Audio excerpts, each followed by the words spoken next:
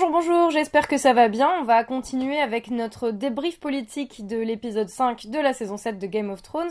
Pour ceux qui ne l'ont pas vu, je vous suggère de passer votre chemin parce qu'il y aura, c'est sûr, des spoilers et pour les autres, on y va. Dans cette vidéo, je vais revenir sur le plan mis au point par essentiellement Jon Snow et Daenerys pour pouvoir combattre les marcheurs blancs. Ils ont en effet décidé que Jon Snow irait au nord du mur avec quelques hommes pour une expédition et qui serait en charge de ramener un zombie afin de prouver à Cersei qu'il y a bien une armée des morts qui va envahir Westeros et que donc il est urgent que tout le royaume s'unisse pour faire face à la menace de ces marcheurs. L'idée, c'est donc de mener une expédition au-delà du mur pour capturer un zombie et le montrer à Cersei, puisque Daenerys est quand même déjà acquise à la cause. L'idée, c'est que comme ça, Cersei ira peut-être les aider, enverra des gens pour les soutenir contre l'armée des morts, ou au moins qu'elle n'attaquera pas ni les armées de Daenerys, ni le Nord, pendant que les autres sont occupés à se battre contre l'armée des morts. Est-ce que j'ai besoin d'expliquer pourquoi ce plan paraît foireux? Déjà, et en premier lieu, il y a un risque pour Jon Snow comme roi du Nord. Pourquoi? Parce que c'est quand même lui là qui est le point central de l'unité de tous les peuples du Nord, plus des sauvageons avec qui les gens du Nord se battaient quand même, ils s'entretuaient depuis des millénaires, et maintenant qui a aussi réussi à faire alliance avec Daenerys. On voit donc qu'il est crucial comme personnage et comme joueur, et que s'il meurt au-delà du mur, puisqu'il est totalement conscient et lucide sur la menace qui pèse au-delà du mur s'il y va, s'il meurt, il risque de tout faire exploser. Et les Manderly, les Omble, Tormund et Daenerys ne s'allieront pas si Jon Snow n'est plus. Ensuite, même s'il capture un zombie, ça peut poser plusieurs problèmes. Est-ce que le zombie va rester zombie en passant le mur? Puisque on sait qu'il y a une espèce de magie dans le mur qui fait que les zombies normalement ne peuvent pas traverser. Est-ce que la magie du marcheur blanc qui a transformé cette personne en zombie ne va pas s'arrêter une fois au sud? Alors je veux dire, le voyage entre au-delà du mur et Port-Réal pour aller montrer le zombie à Cersei, c'est quand même long, et il n'y a aucune garantie que le zombie reste zombie jusqu'à Port-Réal. En prenant l'hypothèse que le zombie arrive dans l'état dans lequel ils l'ont trouvé au-delà du mur, jusqu'à Port-Réal, c'est possible. Qu'est-ce que Cersei va faire? Elle va dire « Ah ben oui, vous avez ramené un zombie, ça ne prouve strictement rien, et puis moi, de toute façon, j'avais pas besoin que vous en rameniez un pour voir un zombie, j'ai la montagne depuis 2 saisons. » Et dans le cas où Cersei voit le zombie et dit « Ok, on fait la paix », est-ce que quelqu'un ici s'imagine vraiment que Cersei va accepter de faire la paix pour le bien du pays, pour le bien du royaume et pour le bien commun? Non, sérieux. Enfin, des mecs comme Tyrion devraient le savoir, qu'elle va pas faire la paix pour sauver le pays, c'est clair. Il la connaît. C'est quand même la meuf, elle a fait sauter il y a pas si longtemps que ça toute la capitale et la plupart des joueurs du jeu des trônes juste pour avoir le pouvoir. Je crois que globalement, le bien-être et même la vie des gens dans les 7 royaumes, Cersei, elle en a un peu rien à battre. Puis je veux dire, même si elle décide d'aider, ça va servir à quoi? Elle va envoyer qui? Il y a Daenerys qui vient de cramer toute son armée. Elle vient de défoncer littéralement tous ses hommes au barbecue là. Du coup, elle va envoyer qui pour aider en fait à se battre contre les marcheurs blancs? Les mercenaires de la compagnie dorée qu'elle a embauchés? À mon avis, les mercenaires, dès qu'ils vont entendre parler d'une histoire d'armée des morts, ça va faire comme Bronn, ils vont dire non, il y a plus de deal là, le deal c'était on se bat dans des circonstances normales pour toi contre de l'argent, de l'or en l'occurrence. Là, il y a une histoire de mort, il faut aller vachement plus loin que ce qui était prévu, il fait vachement plus froid, il y a des dragons qui sont impliqués, non, les mercenaires ils se battent pas là-dessus. Après il reste Euron, mais j'ai du mal à imaginer que Euron Greyjoy accepte d'aller au-delà du mur pour aller combattre les marcheurs blancs. Donc la seule raison pour laquelle Cersei accepterait un armistice, la seule raison pour laquelle elle accepterait de faire la paix, c'est pas parce que le combat de la vie contre la mort lui tient particulièrement à cœur, c'est juste parce qu'elle veut gagner du temps. Si elle accepte, c'est pour profiter de ce temps-là, pour reconstruire une armée et récupérer des armes pour pouvoir défoncer l'armée de Daenerys et celle de Jon Snow après. Pas pour sauver le pays, certainement pas. Alors ce plan, moi je le trouve, du point de vue logique, en fait, il est difficilement compréhensible.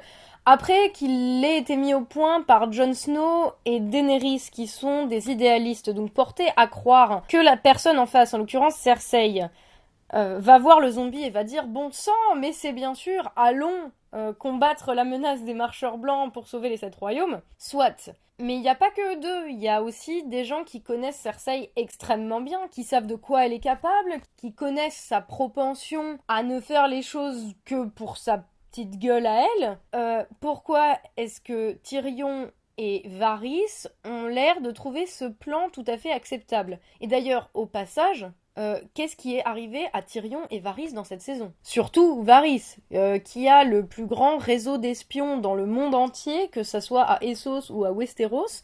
Le mec, il est même pas capable de prévoir à l'avance les plans de Cersei, toutes les attaques qui vont être lancées contre l'armée de Daenerys, tous les pièges qui vont lui être tendus. Enfin, en fait, ces deux personnages, et en particulier Varys, me posent beaucoup de questions dans cette saison, puisque c'est des gens qui semblaient avoir une connaissance extrêmement vaste des événements, mais à une échelle globale assez incroyable, et qui, là, semblent être complètement démunis, en fait. Et on se demande si c'est quand même les mieux à même de conseiller et d'aider Daenerys.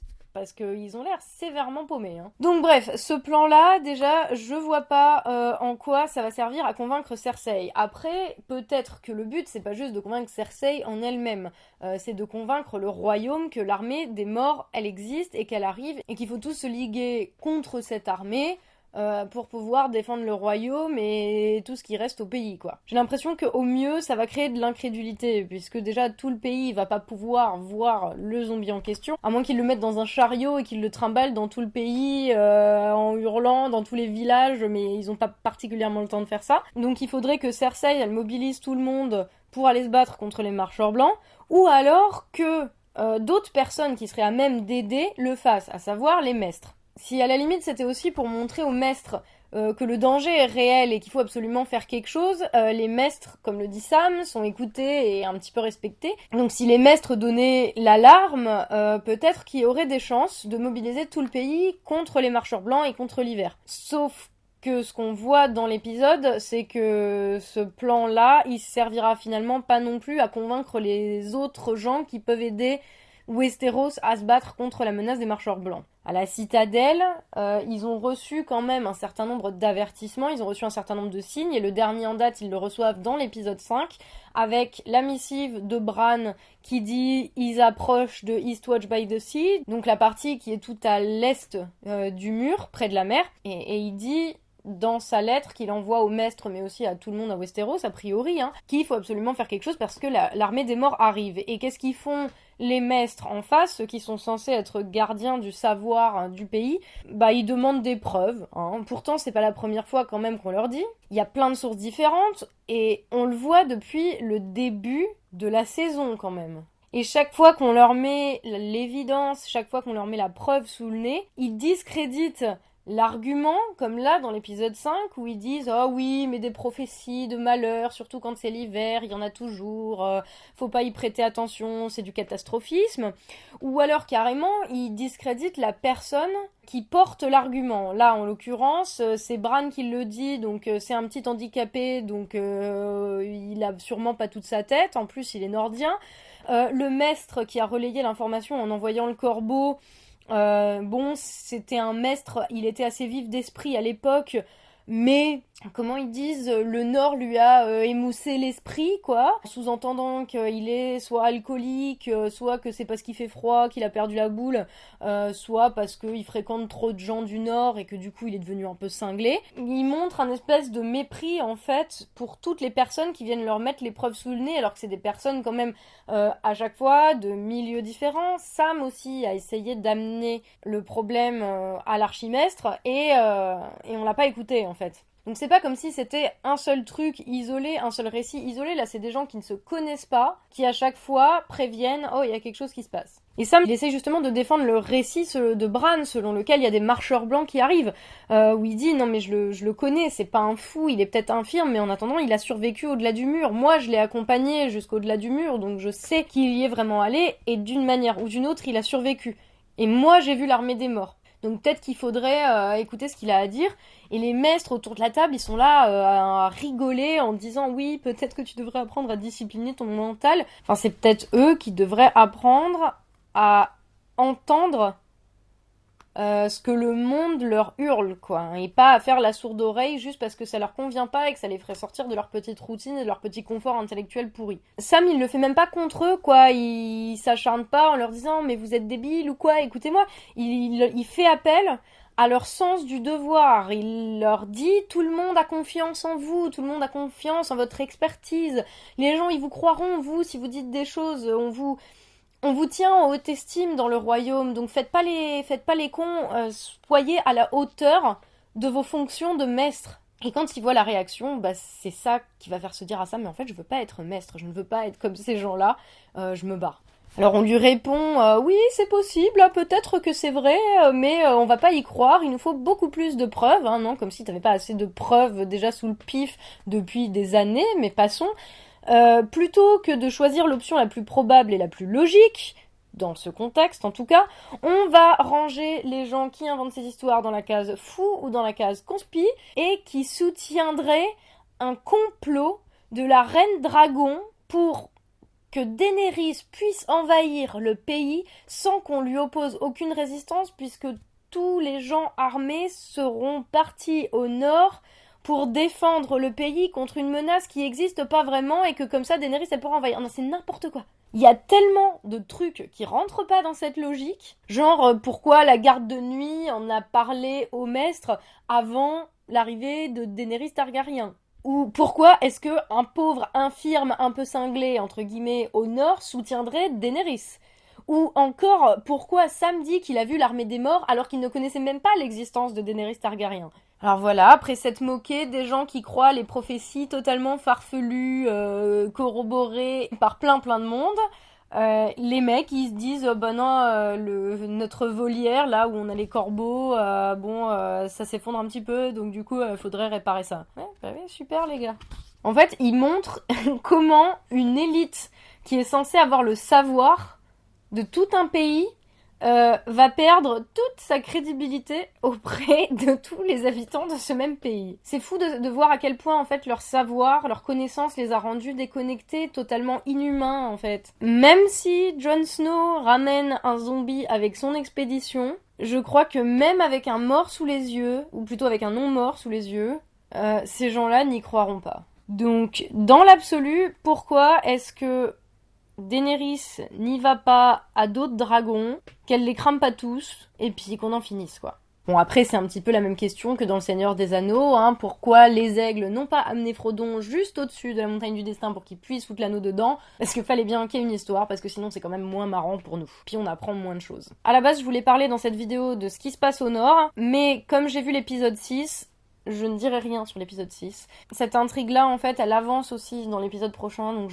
j'en parlerai dans une prochaine vidéo. En tout cas, là, ce que je peux dire pour conclure, c'est que, à mon avis, que ce soit Cersei ou les Maestres, pour des raisons tout à fait différentes, il n'y en a aucun qui est adapté au monde qui vient, parce qu'il n'y en a aucun qui prend conscience de l'ampleur des événements qui vont se produire et du fait que bien malgré eux, le pays va changer et que malgré leurs petites habitudes et que tous les petits jeux qu'ils maîtrisent et malgré toutes leurs zones de confort, le monde va drastiquement changer et je pense qu'ils ne sauront pas s'y adapter et que au final les seuls qui réussiront à survivre ce sont les gens qui, comme Jon Snow à la fin de l'épisode 5, se rendent compte qu'il n'y a plus que deux camps, qui n'a strictement rien à voir avec les maisons, avec les rois, avec les intrigues politiques, mais qui a à voir avec la vie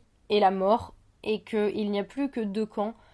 C'est celui de ceux qui respirent et de ceux qui ne respirent pas, à savoir qui sont morts, mais qui viennent pour tout démolir. En tout cas, a priori. Je pense que la série nous réserve encore pas mal de surprises à ce niveau. Mais voilà, je vais donc m'arrêter ici pour cette vidéo. La prochaine sera sur l'épisode 6 de la saison 7. Merci à vous d'avoir été là jusqu'au bout. Merci à tous les tipeurs qui me permettent de faire ce travail. Vous pouvez soutenir ce que je fais en vous abonnant à ma chaîne ou via ma page Tipeee. Merci, à très vite et prenez soin de vous. Dracarys.